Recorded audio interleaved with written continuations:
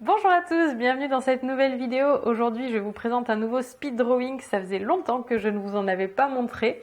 Pour celui-ci, vous en avez déjà eu un petit aperçu il y a 2 semaines parce que je vous présentais une technique pour réaliser vos esquisses en simplifiant vos sujets en utilisant des formes géométriques. Si jamais vous avez loupé cette vidéo, elle s'affiche en ce moment ici. Et donc, j'avais pris pour illustrer le tutoriel ce tableau, enfin l'esquisse qui a servi à faire ce tableau des 2 petits furets.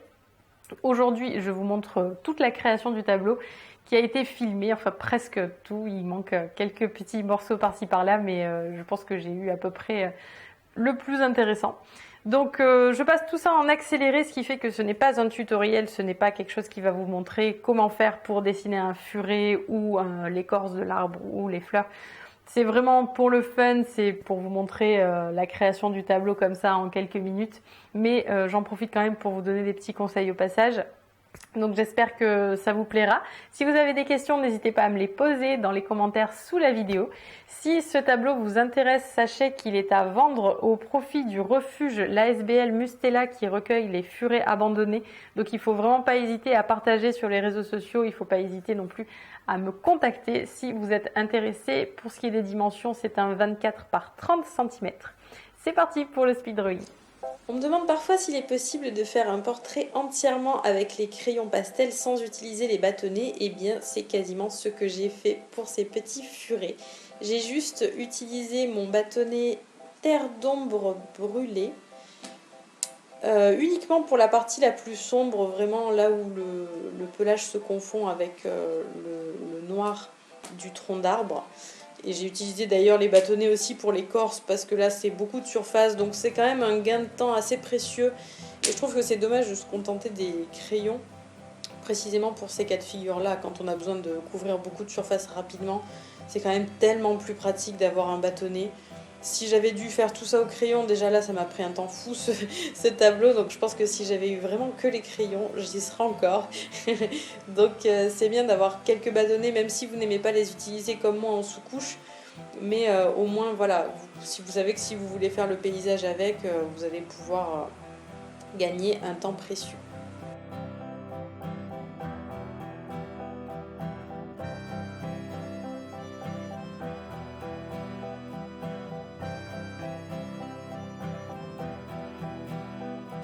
L'écorce, là, c'était vraiment de la découverte. Je n'ai jamais fait ça avant, donc j'ai fait vraiment à l'instinct, c'est-à-dire que j'ai fait une sous-couche mélange de marron et de bleu foncé, et par-dessus, je suis venue appliquer des petites touches plus claires. J'ai fait des petits amas de blanc et de bleu de ciel pour matérialiser un petit peu les espèces de champignons qui peuvent se loger sur les écorces quand elles sont un petit peu vieillies. Ensuite, pour ce qui est des fleurs, là j'ai utilisé aussi principalement les crayons, mais j'ai quand même utilisé un peu de bâtonnet pour leur donner de l'intensité. Je trouve que c'est quand même plus vif, et dans le cas des fleurs, ça va bien.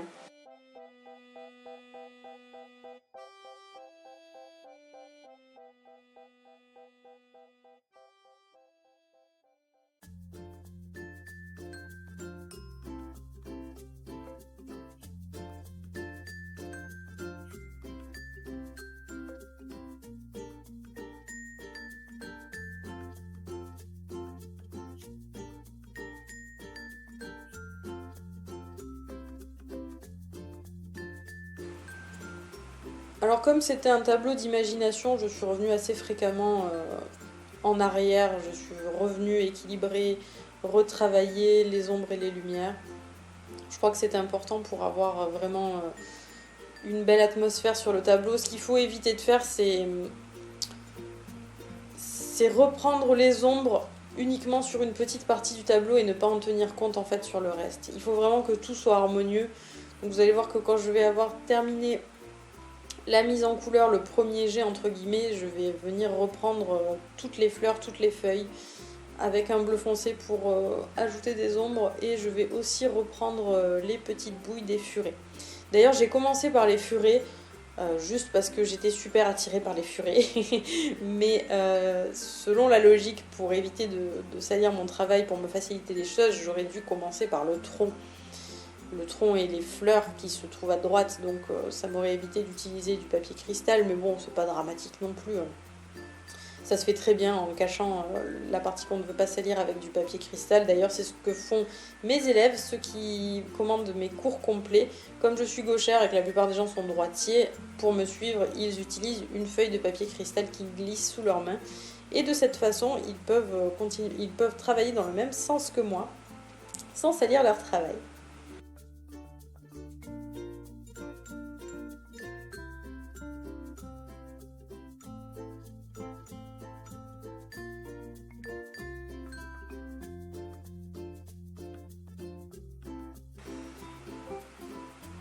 Alors j'ai pas filmé la totalité du tableau parce que c'était vraiment très très long et je ne pouvais pas me permettre de tout filmer. Donc j'espère que ce que j'ai pu filmer vous a plu, en tout cas, que vous avez apprécié ce petit speed drawing. Mais encore une fois, les speed drawings, c'est pas vraiment des tutoriels, c'est plus pour le fun, pour vous montrer un petit peu le tableau qui se crée au fur et à mesure. Ceci dit, si vous avez des questions, n'hésitez pas à me les poser dans les commentaires, je serai ravie d'y répondre. En attendant, je vous dis à la semaine prochaine, salut!